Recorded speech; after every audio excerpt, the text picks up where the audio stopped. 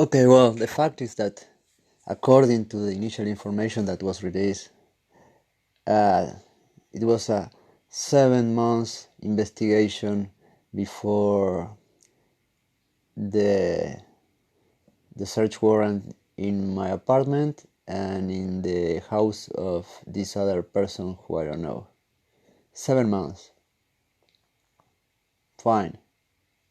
Well, before anything, when you have an organization that is having a security problem, well, you have to do something, and that when it comes the information security management system, that in Uruguay is basically based on the ISO 27000 series, where okay, you have a problem, security incident, you are being attacked, suppose, and well, you have to already have decided before this what are you going to do. I mean, uh, is the operations of your company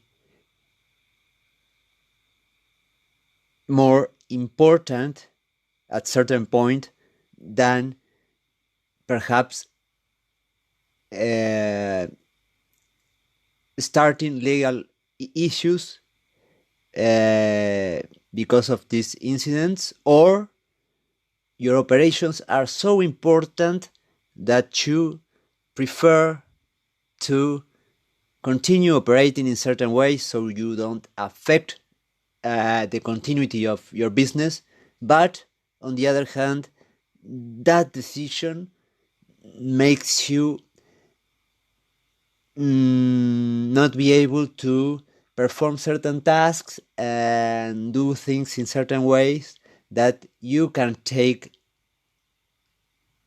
the incident to a legal level. So you have to choose, actually, and you have already chosen before. I mean, it's not that you choose at the moment. It's like, okay, it's happening this way. No.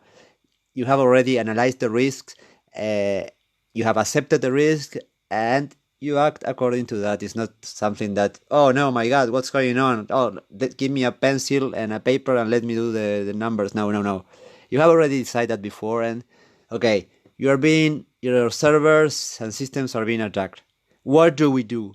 Okay, how much are our services being compromised? What's the I mean, how big is it the attack? Uh, okay, you put everything in a scale, and then you decide. Okay, we have to continue operating. We cannot take the other path. We have to continue operating. So, unfortunately, we won't be able to take legal actions after this, but we will continue providing our service, which is critical. Or, on the other hand, you can say, okay, the systems are being affected, but not that much, and okay, we can stop operating for a certain window of time, but we will be able to perform certain tasks that will allow us to go to the justice and take legal actions against this attack. Okay, in this case of this situation, it was obvious that they choose the second option. I mean, that they choose to stop operating, and they call the search, and well, they trigger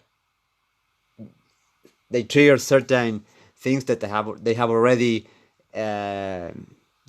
planned and everything, and well, they shut down the operations. I mean, they resigned that, but on the other hand, they could collect all the evidence in a way that it could be perfectly legally admitted.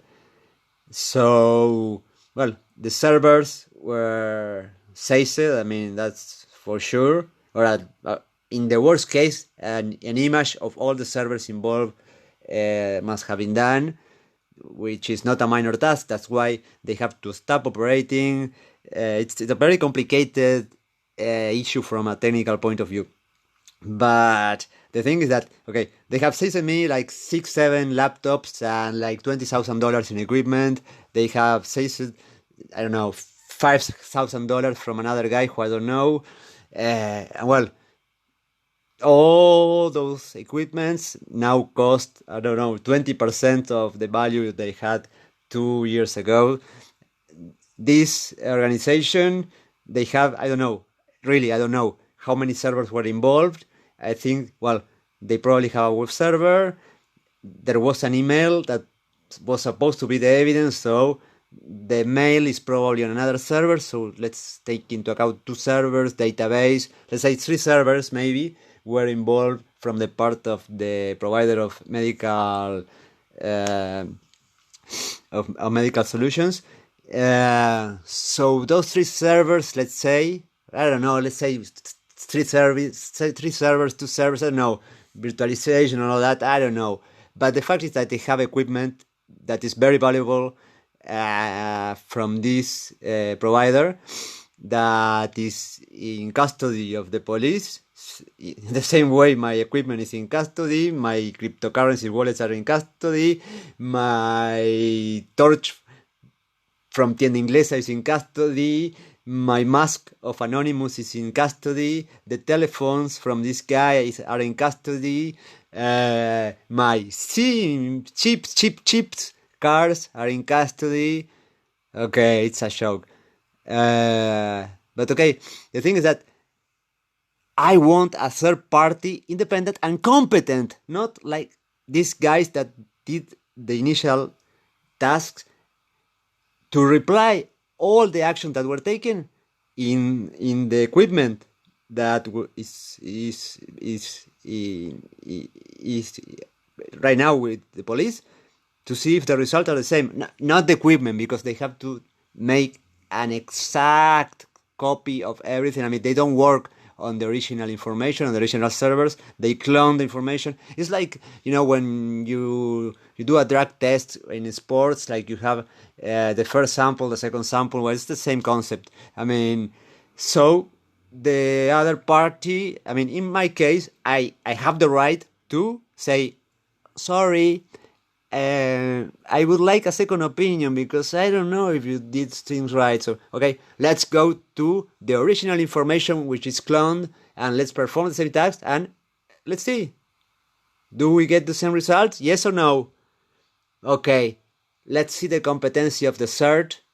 Let's see the competency of Interpol. And let's see if in the equipment that was said by me, there is not something strange that can explain certain things. If in the equipment says it of the other guy, there's not the same thing that might be found in my equipment that can explain a lot of things, but the CERT was unable to explain why there were 2 IP addresses involved when it's so obvious. I mean, technically, those guys are supposed to be the best in Uruguay. Okay, period. I want a third party forensic procedure of what the CERT did when this happened, okay? That's what I want. And after that, I will believe. Right now, I don't believe in anything.